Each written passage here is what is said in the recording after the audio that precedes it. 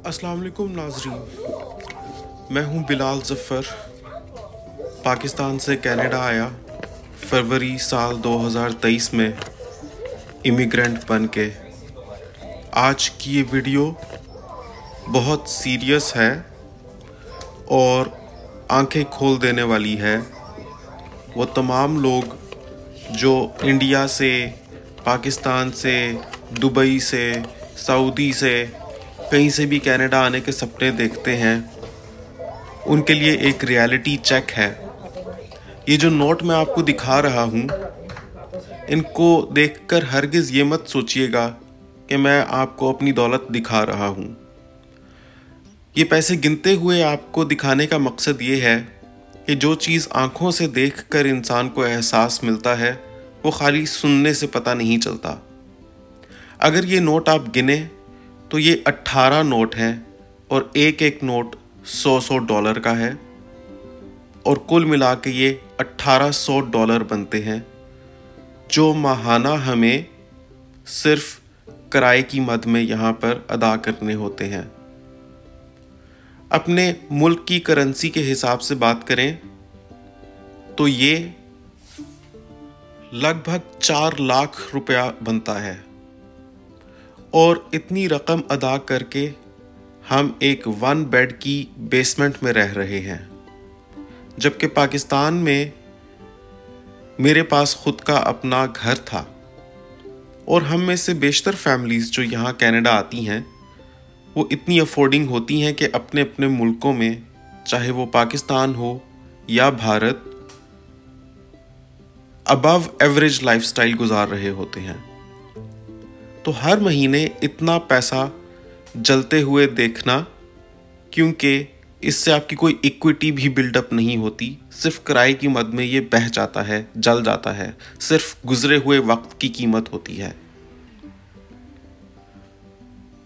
दूसरे नंबर पर जिस चीज़ का आपको सामना करना पड़ेगा जैसे ही आप आएंगे कनाडा, वो होगी यहाँ की थका मारने वाली बर्फ़ और ठंड।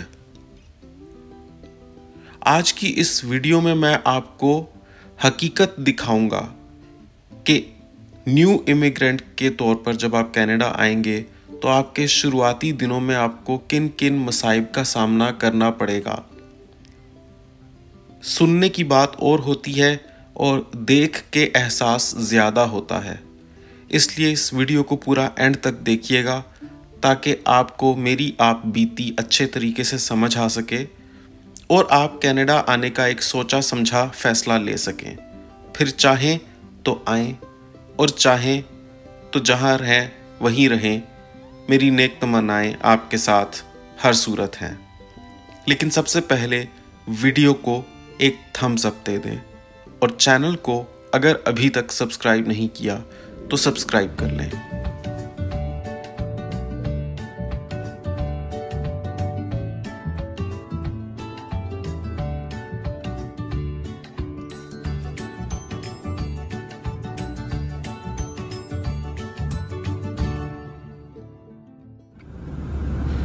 तो नाजरीन, कनाडा में किराए बहुत ज़्यादा हो चुके हैं। आपको 1 बेड बेसमेंट भी $1800 के करीब मिलती है। थोड़ी कम भी कहीं पर मिल सकती है, लेकिन कोई भी ऐसा इलाका जहां पर बस नज़दीक हो या मार्केट्स एक्सेसिबल हो और जॉब प्रोस्पेक्ट्स अच्छे हो, वहां पर आपको कम से कम $1800 की 1 बेड बेसमेंट मिलने के इम्कानात हैं। दूसरे नंबर पर शुरुआती दिनों में आपके पास कोई गाड़ी भी नहीं होगी, ख़ास तौर पे अगर आप ऑस्ट्रेलिया या दुबई या किसी बाहर के मुल्क में पहले गाड़ी नहीं चलाते रहे, वहाँ का लाइसेंस नहीं है, तो आपको यहाँ का लाइसेंस लेने में काफ़ी दुश्वारी हो सकती है मेरी तरह। और जब तक लाइसेंस नहीं होता तब तक हो सकता है आपके पास गाड़ी भी ना हो मेरी तरह। तो बर्फ़ में तूफ़ानों से लड़ना और समर्स में कड़ी धूप से बचना और सामान से लदे फदे फिरना और बसों का इंतज़ार करना, ये सारे आपकी ज़िंदगी की डे टू डे लाइफ की हकीकत बन जाएगी।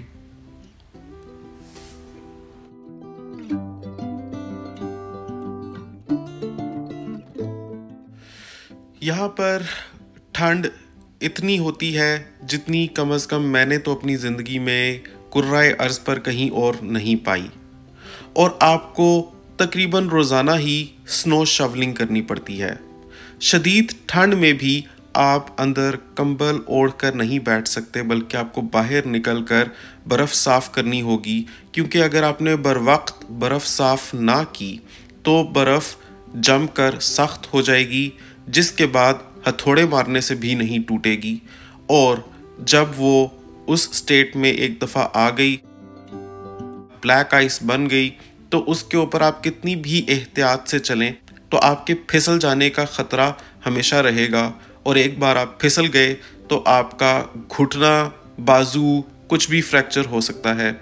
और एक बार फ्रैक्चर हो गया तो आपको इंस्टेंट मेडिकल अटेंशन मिलना भी बहुत मुश्किल है। अपने साथ आप जितना भी पैसा लेकर आ जाएं, ये मुल्क पैसा समझ लें खा जाता है। पानी की तरह पैसा आपका बहता है, और वो लाखों रुपया जो आप जोड़कर अपने साथ लेकर आते हैं वो चंद ही हफ्तों की मार होती है। चाहे आप फाइनेंशियली कितना ही अपने आप को स्ट्रॉन्ग करके यहाँ पर आए हों, जब तक आपके पास कोई स्टेबल सोर्स ऑफ इनकम यहाँ का नहीं होगा, आपका बाहर से लाया हुआ पैसा चंद ही हफ्तों में राख बन जाएगा और आप जगह जगह मुलाजमत तलाश करते फिरेंगे।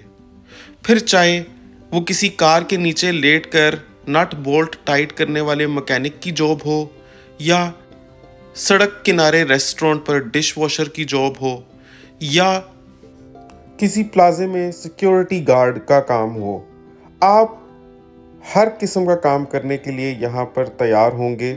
और आपको होना भी चाहिए, क्योंकि एज अ न्यू इमिग्रेंट आपकी कोई फाइनेंशियल स्ट्रेंथ नहीं होती, और ये मुआशरा और इसके निज़ाम और तमाम सिस्टम्स आपके लिए बिल्कुल नए होते हैं। तो अपने नखरों को साइड पे रख के बस कहीं से भी स्टार्ट लेकर अर्निंग करने को अपना हदफ बनाएंगे, तभी यहाँ पर आप बुनियादी सरवाइव कर पाएंगे।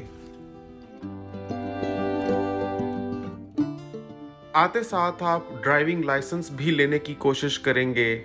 उसके लिए आप ड्राइविंग क्लासेस भी लेंगे और आप गाड़ी रेंट पर लेकर एग्ज़ाम देने भी जाएंगे। एग्ज़ाम की महंगी महंगी फ़ीसें भी भरेंगे, और उसके बाद हो सकता है आपको एक बार नाकामी हो, 2 बार नाकामी हो, कई लोगों को 3, 4 से 5 या उससे भी ज़ायद बार भी नाकामी होती है पहली बार G2 या G लाइसेंस लेने में।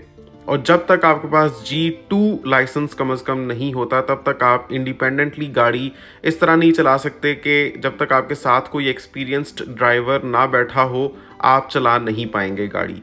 G1 लाइसेंस पर आप गाड़ी चला सकते हैं, लेकिन आपके फ्रंट साइड वाली सीट पर एक एक्सपीरियंस्ड ड्राइवर का बैठा होना शर्त है। तो हर वक्त इंसान एक एक्सपीरियंस्ड ड्राइवर कहाँ से अरेंज करे? तो कम से कम आपको G2 ड्राइविंग लाइसेंस चाहिए, तभी आप इंडिपेंडेंटली कनाडा में ड्राइव कर पाएंगे। और G2 या G लाइसेंस लेने के अमल में आपका हो सकता है 500 से 1000 या इससे भी ज़्यादा डॉलर का नुकसान हो जाए या खर्च हो जाए। ये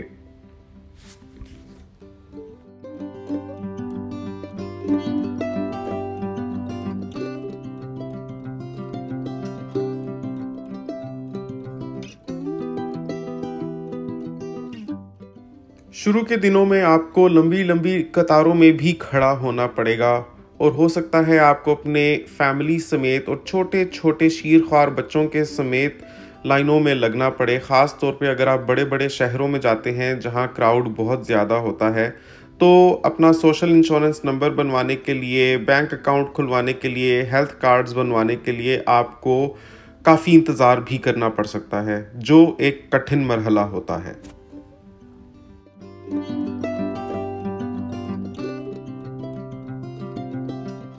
खुद के पास खुद की गाड़ी आ जाने तक आपके लिए रोज़मर्रा के काम अंजाम देना और बुनियादी ग्रोसरी करना काफ़ी मुश्किल हो जाता है, क्योंकि आपको बहुत बड़े बड़े बैग और व्हीलर्स अपने साथ चलाते रहने पड़ते हैं, और बसों में इन्हीं को लेकर चढ़ना पड़ता है। और आपको बहुत लंबा सफ़र पैदल तय करना पड़ता है।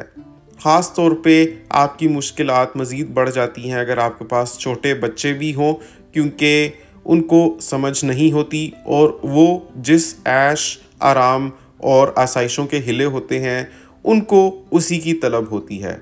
बच्चे को एक ख़ास वक्त पर सोना है तो उसको नींद आ जाएगी, वो नहीं देखेगा कि आपके पास सामान उठाया हुआ है या आप घर से बाहर हैं, वो रोना चीखना शुरू कर देगा। आपको सारी चीज़ों को संभालने के साथ साथ उस बच्चे को भी सहलाना पड़ेगा। आपको बसेस में सफ़र करना पड़ सकता है और ये भी अपनी खुशकिस्मती समझिएगा अगर आपके घर के करीब कोई बस स्टॉप हो, क्योंकि ये भी एक लग्जरी है।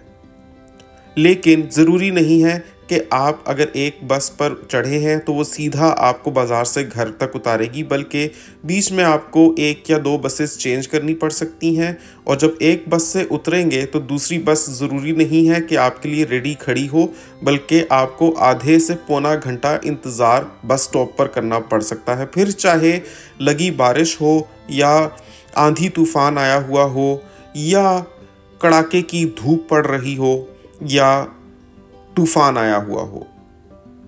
साथ ही साथ आप हो सकता है कुछ पैसे बचाने के लिए थोड़ा सस्ता फर्नीचर लेने की कोशिश करें, जैसे ये एयर मैट्रेस है जिसके ऊपर बैठते ही हो सकता है आप गिर जाएं। वैसे ऑनेस्टली बताऊं तो अब इस एयर मैट्रेस की इतनी आदत हो गई है कि जितनी अच्छी नींद मुझे इसके ऊपर आती है वैसी कभी पाकिस्तान में बहुत महंगे स्प्रिंग मैट्रेसेस पर भी नहीं आती थी। तो नाजरीन, ये मैंने कनाडा में शुरुआती दिनों में जो मुश्किलात और मुसीबतें देखी हैं उनका कुछ परसेंटेज आपके साथ शेयर किया है। ये एक लंबी दास्तान है जो अगर मैं पूरी तरह से बयान करने आऊँ तो कम से कम 20 से 25 मिनट की वीडियो तो बनती ही है। लेकिन क्योंकि मेरे पास वक्त कम है और अभी मैं G2 टेस्ट की तैयारी कर रहा हूँ, इसलिए आज की समात यहीं तक होगी। अगर आपको वीडियो पसंद आई है तो कमेंट्स में ज़रूर बताइएगा। लेकिन अगर आप कनाडा आना चाह रहे हैं तो ये वीडियो देखकर डर नहीं जाना, क्योंकि इन सारी मुसीबतों में से गुजरने के बाद भी मैं यहाँ पहुँचकर खुश हूँ। और ख़ास तौर पे आपको आज नहीं देखना, बल्कि आपको ये देखना है कि आपके आज का उठाया हुआ कदम आपके मुस्तकबिल के हिसाब से कितना मुबारक साबित हो सकता है। इसके बारे में मज़ीद बात करेंगे, लेकिन किसी और वीडियो में। कमेंट्स में माशाल्लाह लिखिएगा, ये भी बताइएगा कि ये वीडियो आपने दुनिया के किस कोने से देखी है। आपसे मिलूंगा अगली वीडियो में, तब तक के लिए अल्लाह हाफ़िज़।